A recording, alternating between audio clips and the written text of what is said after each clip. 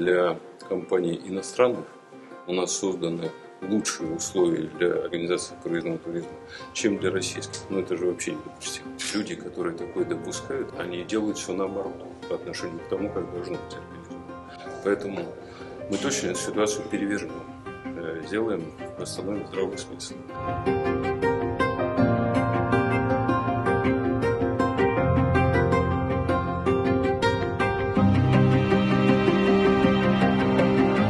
Я считаю, что ко многим организациям, которые сегодня должны поддерживать туризм, должны быть более высокие требования. Они должны работать намного быстрее.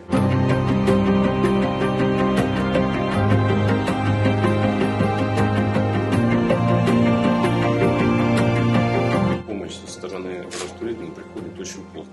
То есть сначала осуществляется черпик, потом долгие месяцы осуществляется рассмотрение документов. А на мой вопрос, зачем так сделано, коллеги ответить не смогли. По сути дела, они, так сказать, иммобилизуют средства инвестора и затрудняют работу. Мы в этом обязательно разберемся.